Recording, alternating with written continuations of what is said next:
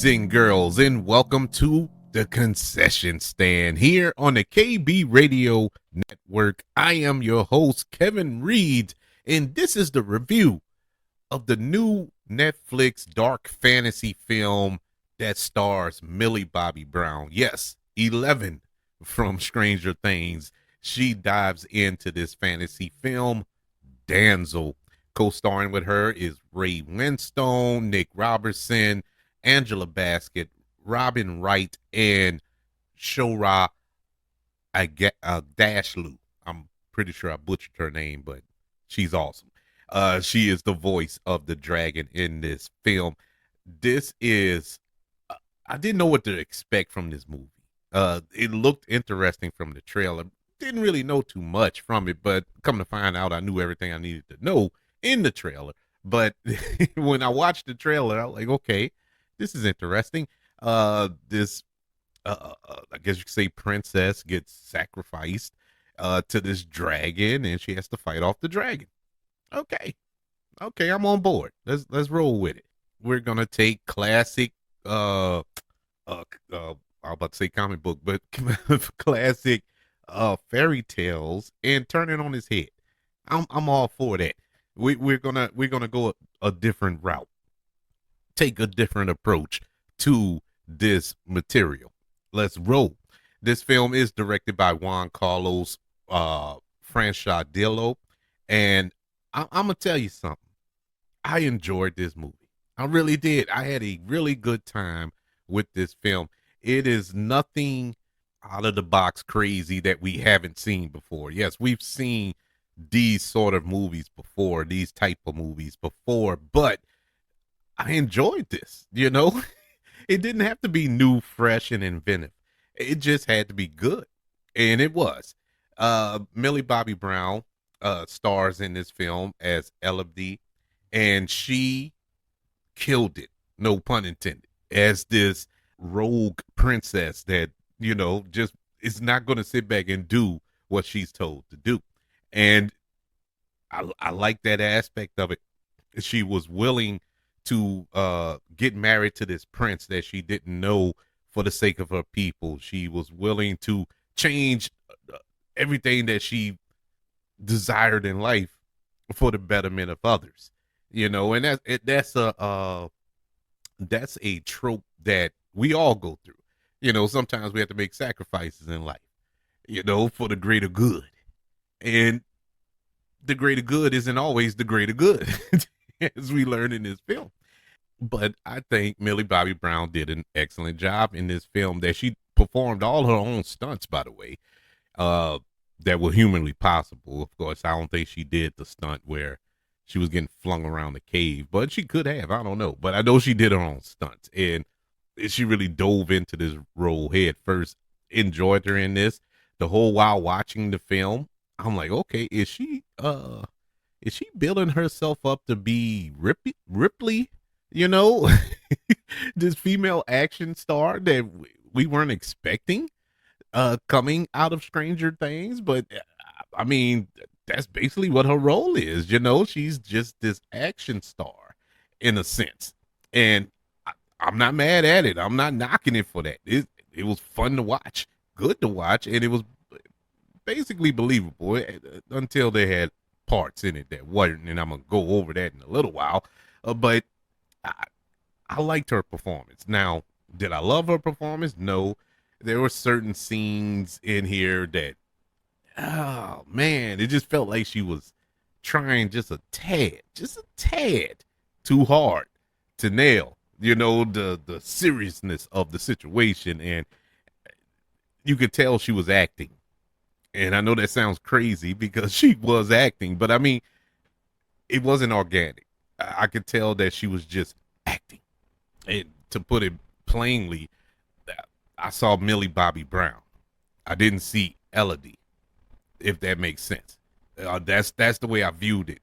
In a couple of scenes, not the whole film. Like I said, I liked her performance, so she did good throughout the film. Overall, she did great, but it's just certain scenes. Just all I saw was Millie Bobby Brown. You know, she was just trying to get through the scene so we can get to the next action set piece. At least that's what I got from it. But overall, I did enjoy her performance. Ray Winstone, who plays her father in the film, it was good to see him in here. Uh, Funny because when he was on screen, and especially when the dragon came into play, all I can think about was Beowulf. You know, that film adaptation that Robert Zemeckis made about what 20 years ago or something like that. Uh wasn't so well received, but I enjoyed it. But Ray Renstone plays the lead in that film, and I just felt Beowulf when he was there. But I love Ray Renstone. He brings a certain gravitas to any role that he plays, and him as Millie Bobby Brown's father in this film, I think was a really good touch. Speaking of Beowulf, Robin Wright is in this movie as the quote unquote villain. And she was in Beowulf as well. She actually plays Wade Renstone's wife in that film. But she, I mean, Robin Wright is, uh, I don't know. At the end of this movie, when it went off, all I was thinking about was Robin Wright. And I was scratching my head like, has Robin Wright got the recognition that she truly deserves? Has she received her flowers for how awesome she is and everything? Because she was awesome in this movie. No lie. She was amazing as the queen of this land where they were. And the only knock I have about her character is that she's not in it enough. I think they should have had more development with her character. And you could tell towards the end that it was kind of, well, at least as the movie is starting to wrap up, that like, man, we didn't get enough of this character, you know, to really despise. I mean, it was telegraphed what she is and what their motivations were, but you know, they didn't really dive into that as a narrative, and I think it suffered. The film suffers a little bit for that. They were really trying to focus on the dragon element of it, but you knew that the true villains were this royal family who is headed by Robin Wright's character. And so it would have been nice to have more of her in the film. But the minutes that we did get with her were top notch. Speaking of queens in this movie, how can I not mention the queen herself, Angela Bassett? Angela Bassett, want to talk about giving flowers. This woman is amazing in everything. She plays Millie Bobby Brown's stepmother. Of course, not a real mother. Duh. But you know, she plays a stepmother, but through her performance, through the chemistry between the two actresses, they could have said that they were, you know, biological, and you would have ran with it. That's how good Angela Bassett is. How she's just a queen, man. I mean, she was a queen in Black Panther and Black Panther Wakanda Forever. She's just a queen whenever. And she had that presence as well in here. Uh Once again, the only criminal act made in this film with Angela Bassett's character is that we didn't get her enough in this movie. The biggest standout acting wise to me was the voiceover work by Shora Agdashlu. And I'm praying I'm saying her name right. She did the voice of the dragon. I love her voice. And when you hear her voice, you know who she is. I know I'm butchering her name, but she is an amazing actress. Been watching her for years. Uh Loved her voice, the power in her voice, but the motherly uh strong female presence of that voice. I'm trying to get it. It was like my mom, I guess you could say. My mom's the dragon. But anywho, she just had that voice, and it was the perfect fit for this character and for this dragon. And the story that they told with the dragon. The dragon actually has an arc here. You know, the dragon actually has a sympathetic story to it that the filmmakers actually did an excellent job of bringing out. They did a really good job of uh making you feel sympathy for the dragon when you didn't want to, but you did. A really good turn there with that character. Speaking of the filmmakers, the direction here by Juan Carlos Freshlin Freshnadillo, who only the only other piece of work I've known from him was 28 Weeks Later. You know, the sequel to 28 Days Later, that zombie virus movie. He did the sequel, and it was pretty good. That was a really good film. Not as good as the first one, but it was decent. But that's the only thing I know that he's directed. You know, and the direction in this film was all right. It wasn't the best. It felt a little choppy at times. You know, some of the edits were kind of off, just a little off. You know how they transition scenes in this movie. I was like, okay, so that's the end of that scene. You know, I'm waiting for more. It kind of left you mid inhale or exhale or however, and it was you're off to the next scene. I'm like, wait, that wasn't meant to be a cliffhanger there. That's not a cliffhanger worthy scene that you just left off on and you left me mid stride. I don't understand, but it was just choppy at parts that just didn't fit. But visually, this was a beautiful movie. It looked great. Um, the visual effects were fairly good, fairly. It wasn't the best special effects.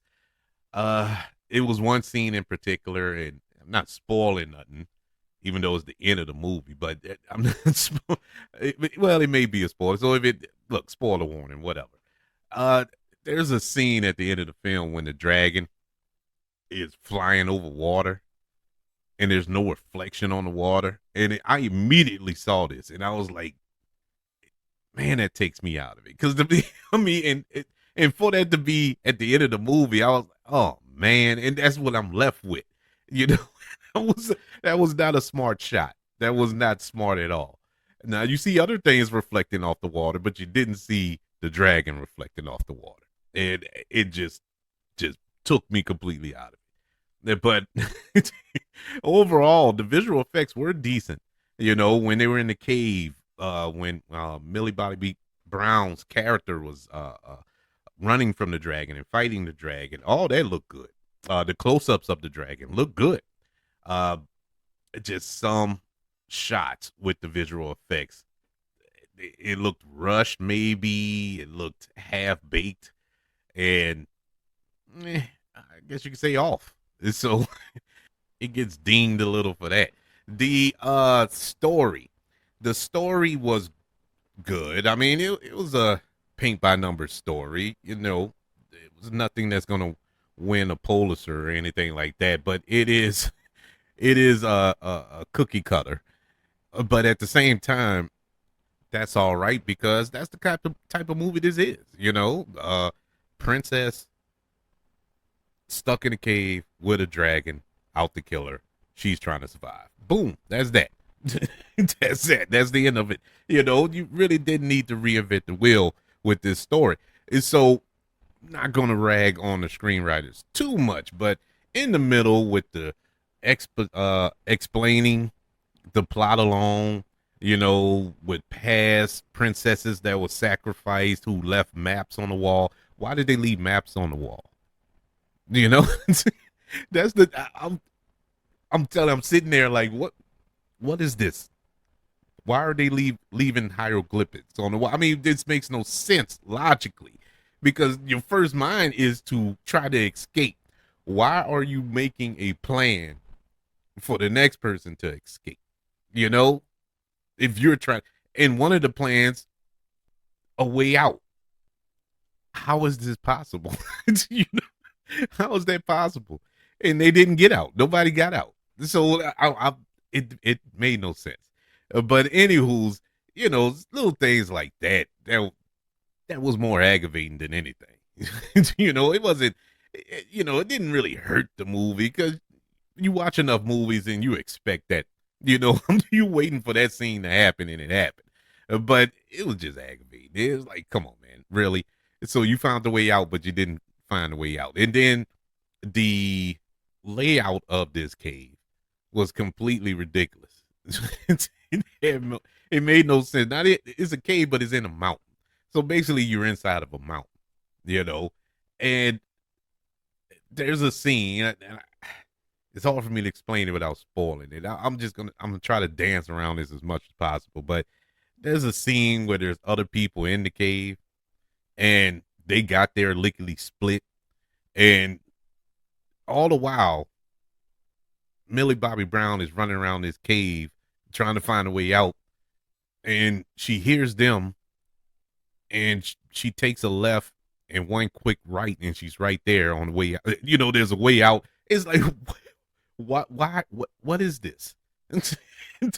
What is the layout, man? What's the floor plan for this cave? Because it is completely ridiculous. But that's just nitpicks, I guess you could say. I mean, you can still watch this movie. Look, I enjoyed the film. I know I'm banging on it, but I really did enjoy the film. But it was just little nitpicks that just was like, come on, really? Logically, that makes no sense. But anyways, I think this is a very empowering movie, just in time for International Women's Day, I guess. It's a empowering women's film, and I get it, but at the same time, I'm sitting there as a man watching this movie and looking at every male character in this movie either spineless or crooked or just dumb. They, there isn't a positive male character in this movie. Not one. And it is so blatant. I mean, so blatant. At least have one. You know what I'm saying? Just have one that's redeemable, not one. But I get it. I get the message that they're trying to tell here. Trust me, I get it. And I'm not going to say what my theory is on what the message they're trying to tell, because that would spoil the movie. But I get where they were going with this movie. And isn't a unique, if I can get it out, a unique way to tell that message, and I gotta tip my hat to him for that. That was brilliant. It is unique. The story itself isn't unique, but the message that they're telling is a unique way to tell it. So, but I'm gonna let you watch it. I want to know if you figured it out. You can let me know if you figured it out or not. Damsel, which is currently on Netflix, gets a letter grade of a C minus. I think it's a really, really good watch. Enjoyable watch, I don't think anybody would be disappointed with this movie. And, some of the woke people probably will, or the anti-woke people, I should say. They're going to be kind of messed up by it if they saw the same little messages that I saw throughout the film. oh, this is woke Hollywood trying to pander and all. Yeah, get over it. Get over it. I enjoyed it. I liked it. And I'm excited to see Millie Bobby Brown in roles like this, little action fantasy roles. The sky's the limit, man. I think we found our next female action star for the future. I really do. I mean, it shouldn't be a shock, because in Stranger Things, she has her moments. You know what I'm saying? So it's good to see that she's tapping into that and is going to bring it into the next stage in her life and in her career. So I'm excited to see that. I would like to know, what did you think of Damsel? Do you enjoy it, or you waiting to hear about it? Waiting to hear other people's opinion about it or whatnot. Well, you heard mine. You can email the show, kbradiopodcast@gmail.com. Also, if you get the message that I think that was being spread through this film, or I could be reading into things too much. I've been told that before. I think too much, which is crazy. Which is crazy to say, but I could be reading into it too much. But I would love to know if somebody caught what I caught. Email the show, kbradiopodcast@gmail.com. You can also look me up on all social media platforms. Just search for the KB Radio Network, as well as the KB Radio Network channel on YouTube. Subscribe and like this video if you don't mind. Also, don't forget about the 5 stars, the reviews, and sharing this show if you're listening on Apple Podcasts, Spotify, iHeartRadio, wherever you are currently listening to the concession stand here on the KB Radio Network. Everybody, thank you for joining me for this review of Damsel. Can't wait to speak to you on the next go around. I want you all to know that I love you. Continue to love everyone. And until we speak again, you all be blessed.